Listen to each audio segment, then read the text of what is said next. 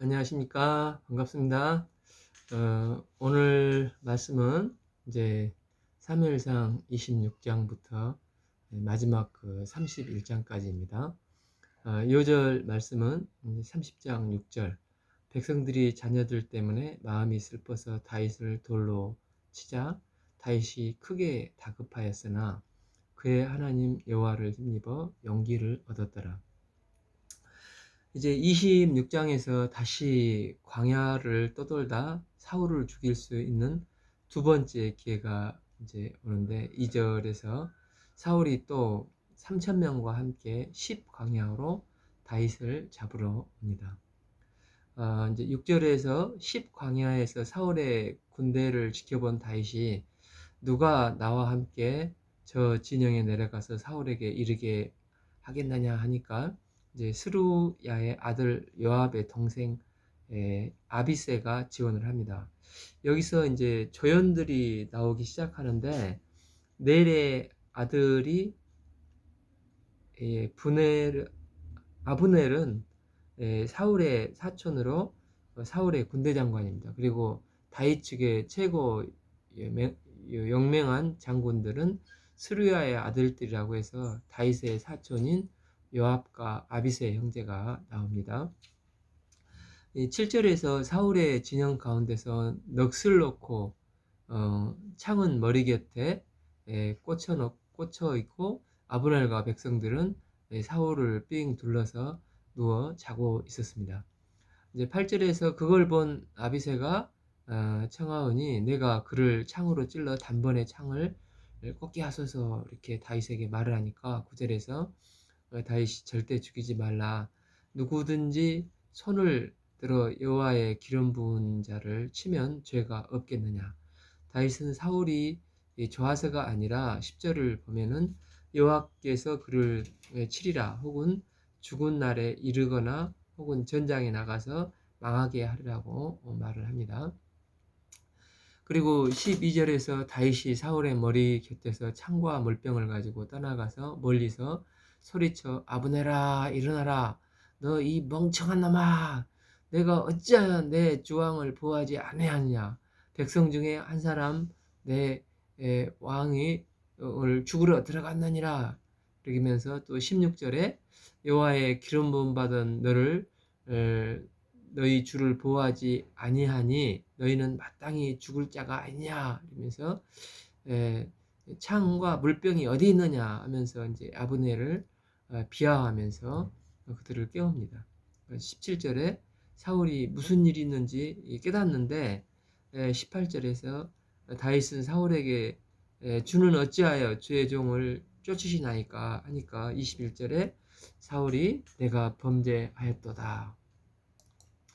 내 아들아 다윗아 돌아오라.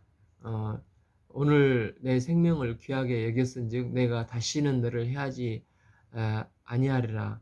내가 어리석은 일을 하였고 대단히 잘못되었도다. 이 말을 듣고 속아 넘어가면 안 됩니다. 약속은 했지만 사울의 약속은 못 믿을 겁니다. 이제 27장에서 사울이 계속 광야로 오니까 다윗은 이제 더 이상 광야에 안전하지가 않구나, 이제 있을 수 없겠다 하고 다시 해외로 망명을 합니다. 1절에서 내가 후일 사울의 손에 붙잡히리니 블레셋으로 피하여 이스라엘 온 영토에서 단념하리니 내가 그의 영토에서 벗어나리라 하고, 이제 전에 가드에 갔을 때 그냥 이제 그때는 혼자 도망갔는데, 그러나 이제는 다윗에게 2절에서 보면 600명과 함께 가드 왕 아기스에게 갑니다. 4절에서 다윗이 이제 가드에 도망간 사실을 이제 사울이 듣고 다시는 이제 수색을 하지 않습니다.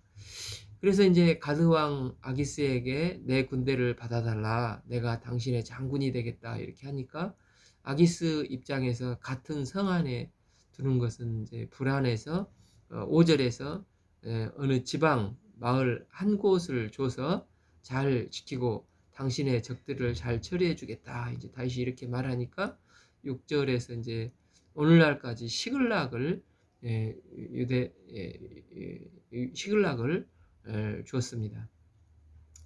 거기서 이제 8절 다윗이 기술 사람, 기르스 사람, 아말렉 사람 등을 침노하여 토벌을 합니다. 그런데 토벌한 다음에 거기서 얻은 전리품을 아기스에게 바칠 때는 10절을 보면 아기스가 너는 오늘 누구를 침노하였느냐 이렇게 물으면 내가 유대 네겝을 쳤습니다. 자기네 나라를 쳤다고 하면서 아기스에게 환심을 사고자 합니다.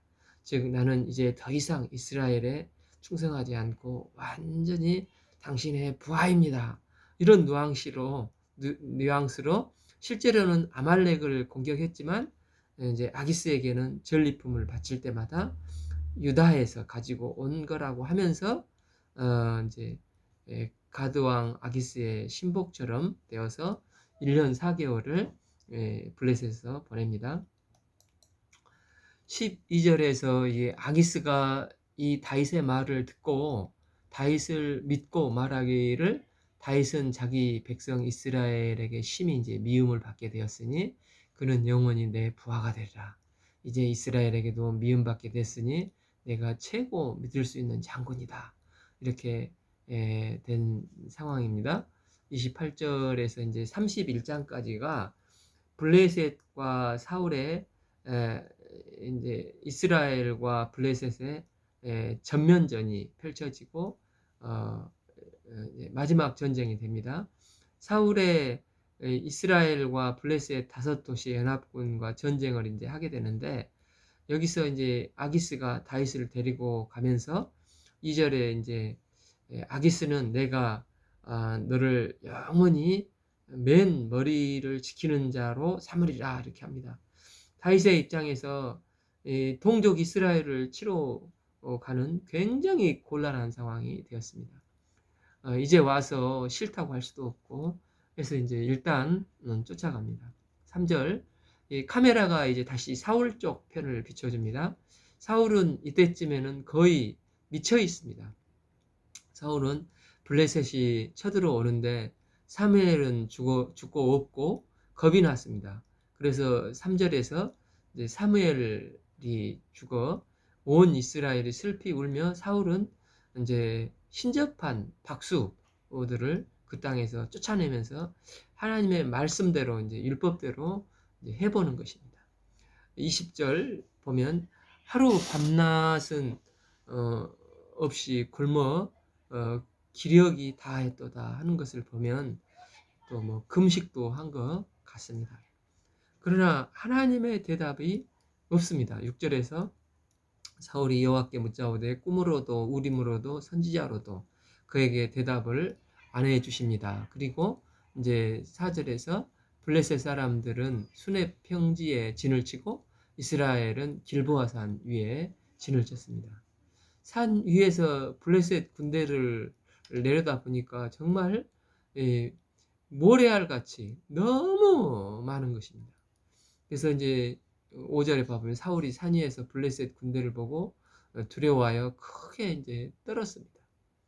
이제 자기가 쫓아내놓고 다시 이제 사울은 두려워서 점치는 자에게 가서 물어보러 갑니다. 7절에서 이제 신접한 여인을 찾아서 그에게 이제 물으리라 이렇게 이제 반쯤 미쳐서 또 이제 사울은 돌아오는데 왜냐하면 거기서 신접한 자에게 블레셋에게 죽는다는 말을 듣고 오게 됩니다. 그래서 23절에 사울이 기절하여 내가 먹지 아니하겠노라 이렇게 합니다.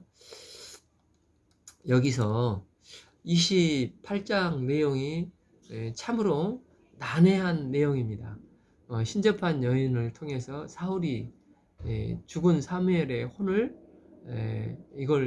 이것을 초원이라고 하는데 사무엘을 불러낸 사건으로 참 해석이 어렵고 학자들마다 또 견해가 다르기 때문에 한 2가지 측면에서 한번 정리해 보겠습니다. 3절에서 사무엘이 죽었으므로 사실은 사무엘은 25장에 이미 죽었지 않습니까? 이것을 이제 대과거 영법이라고 우리 배웠지 않습니까? 근데 지금 뭔가를 설명을 해야 하는데 과거와 연결시켜야 하는 경우에 과거의 사건을 다시 인용하는 것입니다. 이 방금 봤듯이 사무엘이 죽었을 때 사울이 점치는 사람, 신접한 사람들을 다 숙청을 했습니다. 이제 5절, 그런데 그가 다시 신접한 여인을 찾고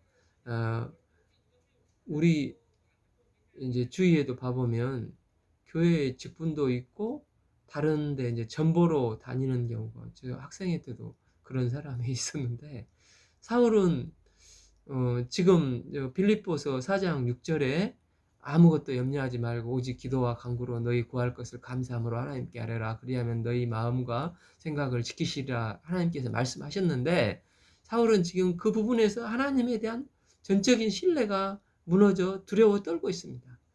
이제 우림으로도 안 나타나시고 말씀으로도 안 나타나시고 선지자로도 안 나타나시고 또 꿈으로도 계시를 안 해주시니까 이 사울이 완전히 지금 소통이 끊어져 있는 상태입니다. 이 커뮤니케이션에 문제가 생기면 굉장히 심적으로 이제 흔들리는 것입니다. 그래서 사울은 자기가 직접 이제 숙청을 했던 신접한 여인을 다시 찾아가서, 이제 7절에 보면 엔돌의 신접한 여인이라고 하고 8절 사울은 변장을 하고 갑니다.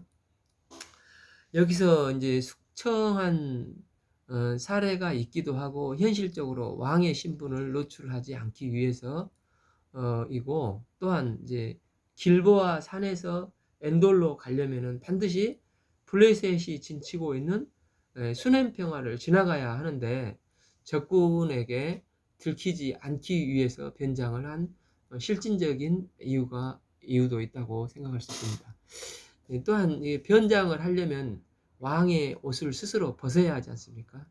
그러니까 일찍이 그 사무엘상 17장 27절에서 사울의 사무엘의 겉옷자락을 붙잡고 찢어지고 이에 사무엘이 여호와께서 사울을 버렸다 이렇게 했는데, 이 변장을 위해서 왕의 옷을 벗는 것은 사울 왕국의 생명이 이제 다했다는 것을 의미하게 된다고도 볼 수 있습니다.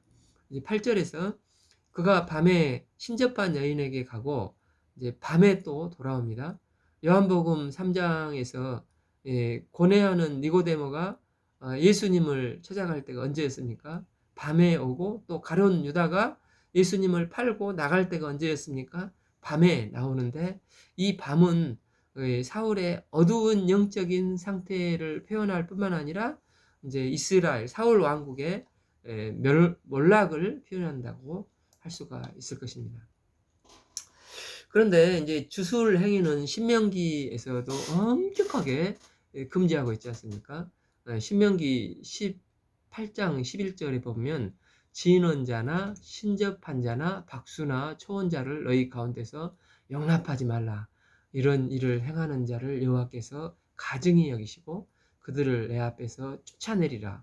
너는 내 하나님 앞에서 완전하라. 이렇게 하시는데, 여기서 이제 완전이라는 것은 퍼펙트하다는 것보다도 하나님만 의지하고 하나님만 바라고 이제 온전하라는 뜻이겠죠. 그래서 이제 신접한 여인을 찾아가고 있는 것을 어떤 학자들은 자기 아내 이름을 걸고 성매매를 하는 것과 똑같다. 또 그것보다 더 심한 일이다. 이렇게 아주 극단적인 표현을 쓰면서 신랄하게 사울을 비판을 합니다. 그래서 9절에서 어찌하여 내 생명을 올무를 놓아준 나를 죽이게 하려느냐 하면서 신접한 여인이 이제 사울을 아직 못 알아보고 사무엘이 죽을 때 왕이 숙청한 일을 몸서리치게 기억하고 있는데, 지금 부탁하는 사람이 사울임을 이제 알아보지 못하고 10절에서 이제 사울은 이제 이 상황에서도 여호와의 이름으로 맹세하노니 이 일로 내가 벌을 당하지 않을 것이다 하면서 또 여호와의 이름을 들먹이고 있습니다. 그러니까 11절에서 여인에게 사무엘의 영을 이제 불러달라고 합니다. 이 여인은 이 사람이 아직도 사울인 줄을 모르는데 12절 여인이 사무엘을 보고 큰 소리로 외치며, 여기서 이제 칼빈이나 마틴 루터는 이 대목에서 이것은 사탄의 장난이라고 주장을 합니다. 그런데 이제 17절에서 여호와께서 나를 통하여 말씀하신 대로 내게 행하사 나를 내 손에서 떼어 내 이웃 다윗에게 주었느니라. 또 18절에서 여호와께서 또 이스라엘 군대를 블레셋 사람들의 손에 넘기리라. 이 말씀은 정확하게 하나님이 선언했던 말씀과 일치하기 때문에 사무엘이 나타난 것을 또 사탄의 장난이라고 하기에는 조금 무리가 있다는 해석도 있고, 그렇게 되면은 이 해석이 참 진퇴양난이 되기가 쉽습니다. 그런데 11절을 자세히 보면 사울이 이르되 사무엘을 불러 올리라 하는지라, 또 12절 여인이 사무엘을 보고 에서 그 사이에 올리라 하는지라 여인이 사무엘을 보고, 그 사이에 여인이 무슨 주문을 했다거나 혼을 불러오는 행위를 했다는 기록이 전혀 없습니다. 그냥 사무엘의 영이 나타난 것입니다. 그래서 신접한 여인이 놀라하는데, 그러면 누가 이 일을 가능하게 하실 수 있겠는가? 하나님은 없는 것도 있는 것으로 만드시는 전능하신 분이십니다.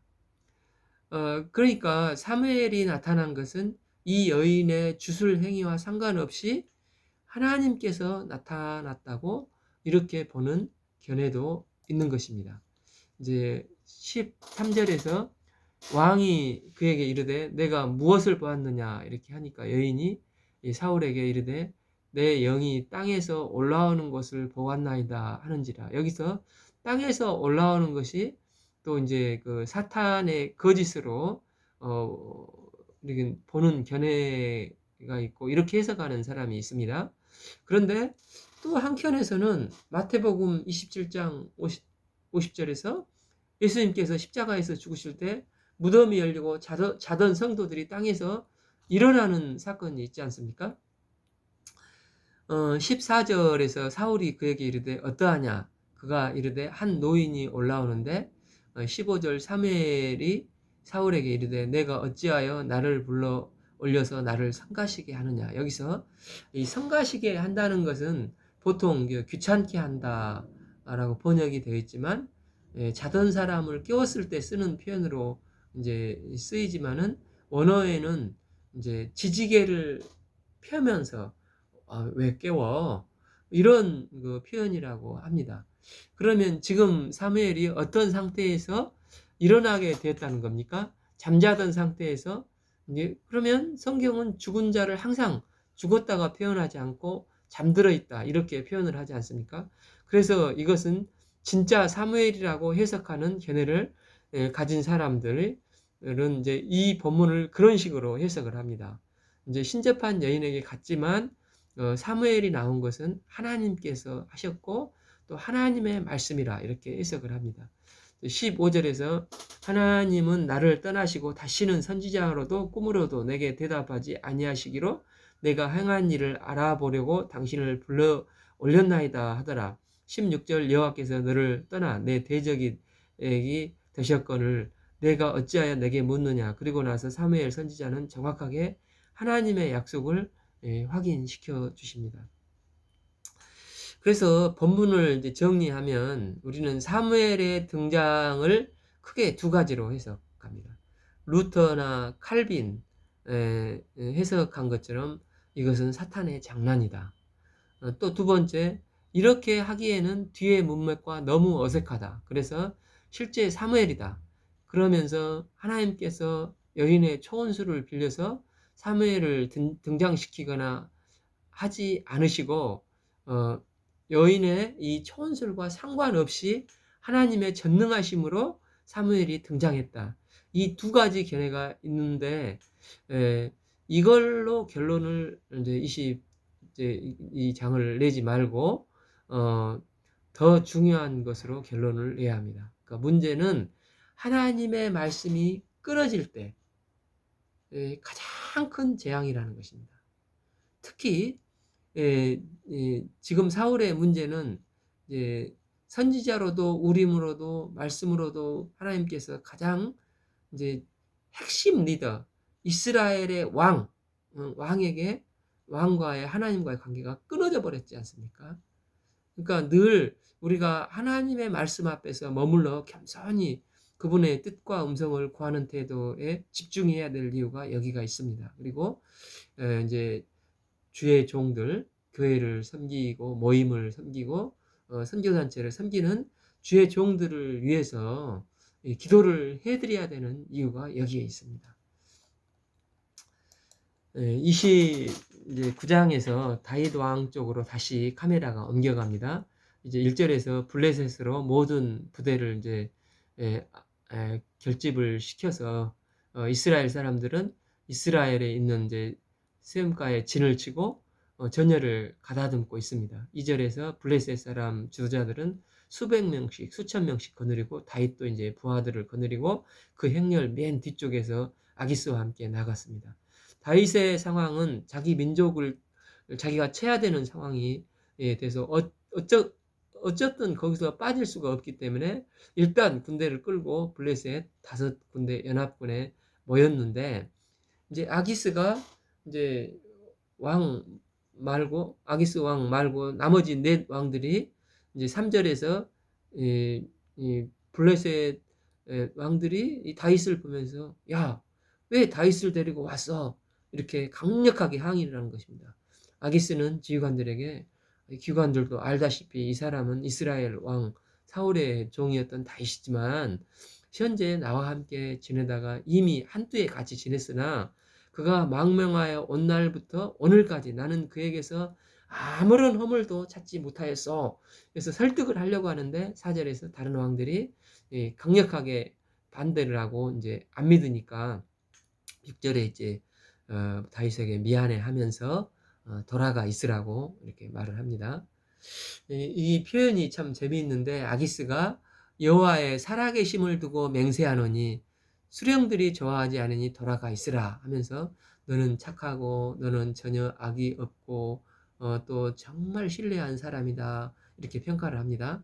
이걸 볼 때 우리 그리스도인의 모습이 안 믿는 사람에게 가든 어디에 가든 간에 아기스가 블레셋 신 다곤에게 맹세를 해야 되지만 오히려 다윗의 신인 여호와 하나님을 살아계심을 두고 맹세해야 한다 하면서 다윗의 신실함을 증명해주고 있지 않습니까? 물론 다윗이 약간 수를 쓴 것이라고 할 수 있지만 그러나 평상시 그 다윗의 삶이 감동이 됐던 것을 보게 됩니다.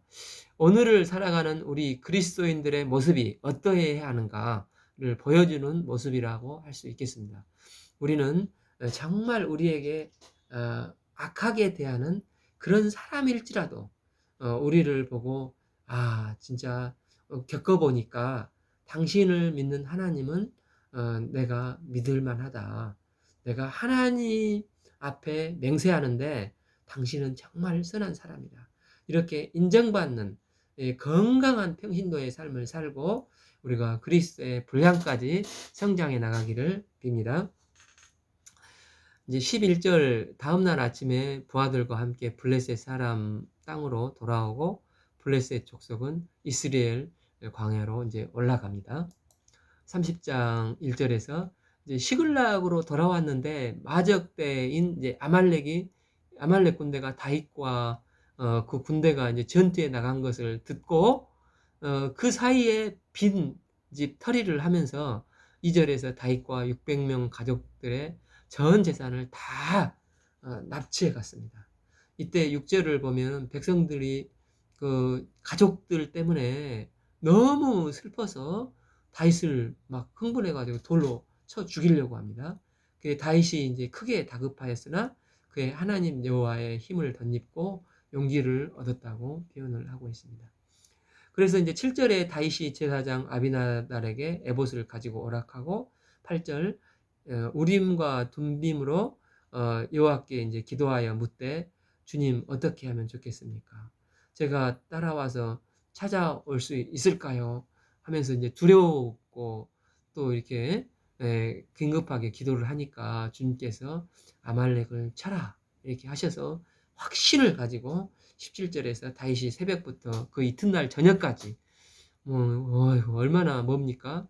그들을 친히 이제 낙타를 탄 젊은이 400명이 도망친 것 말고는 한 사람도 살아남지 못하였고 그렇게 다 가족과 전 재산을 되찾아오게 되었습니다.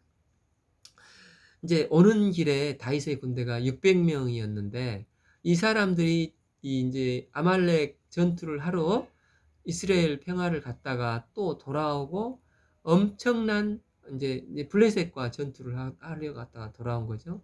엄청난 긴 거리를 행군했지 않습니까? 22절에 이제 그래서 200명은 지쳐가지고 시글락에 이제 도저히 따라갈 수가 없어서 쉬고 나머지 400명을 데리고 이제 갔는데 400명 중에 악한 사람들이 있어서 이제 돌아오면서 뭐라고 하냐면 200명에게 무엇이든지 주지 말자. 우리가 이렇게 어렵게 싸운 건데 그들은 여기서 쉬고만 있는데 우리하고 같이 가면서 얼마나 힘들게 갔어. 근데 그들에게 이렇게 준다는 것은 너무 공평하지 못하다. 그렇게 이제 얘기를 하니까 다윗이 이제 결론을 내리는데 22절 우리가 이긴 것은 여호와께서 우리를 보호하시고 우리에게 싸울 힘을 주셔서 승리한 거다. 그러니까 여호와께서 주신 것을 우리가 마음대로 할 수 없으니 전장에 참여했던 또 너무 힘들어서 쉬고 있던 자든 다 똑같이 나눠주라 해서 이제 그렇게 분배를 합니다. 25절에서 그날부터 그것을 다윗의 율례와 규례를 삼았다고 하는데 즉 이제 이스라엘은 전쟁에 나가든 나가지 못하든 전리품은 항상 똑같이 나눴다는 것을 나누는 법이 생겼다는 것을 알 수 있습니다. 이제 이것이 또한 이제 하나님 나라의 법이라고 할 수 있습니다. 우리가 이제 생각하기에는 열심히 일하는 사람은 조금 더 많이 갖고 또 열심히 일하지 않는 사람에게는 적게 가져야 하는 것이 상식이라고 할 수가 있겠지만 예수님의 포도원 비유에서 아침 일찍 일찍 나왔던 사람이건 저녁 늦게 나왔던 사람이건 똑같이 주는 것입니다. 물론 이게 완전히 똑같이 분배하는 공산주의가 맞다 뭐 이렇게 표현하지는 않겠지만 하나님은 힘이 없어서 연약한 자들 사실 이 남아있는 자들이 뭐 게을러서 안 갑니까?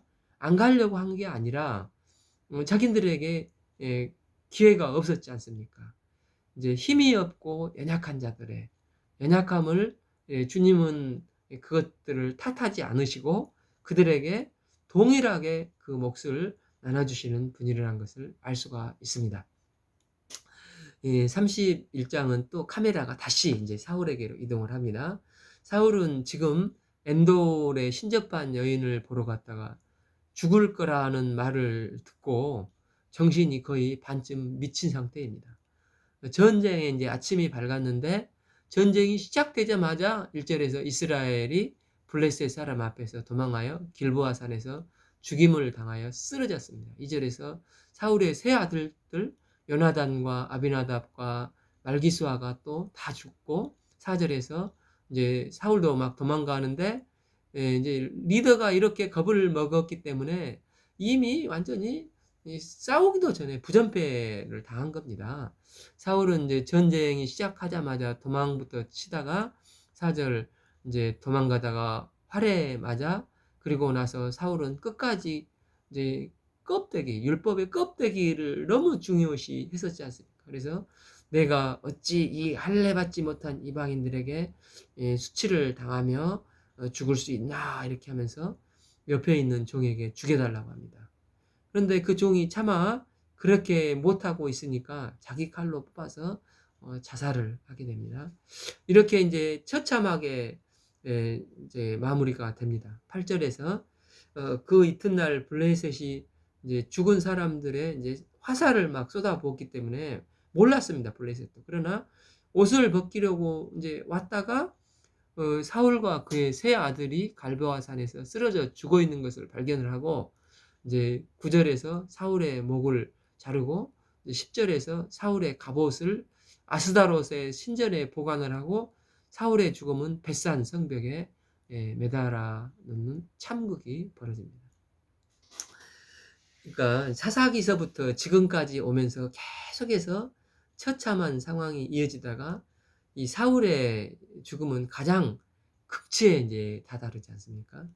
백성들은 왕을 달라고 해서 왕이 있으면 우리를 지켜주시지 않겠나 해서 사무엘이 이제 왕이 있으면 오히려 너희를 괴롭힐 거다. 그러면서 끝까지 얘기를 하면서 말렸지 않습니까? 그러나 이제 왕이 있으면 우리를 지켜줄 거다.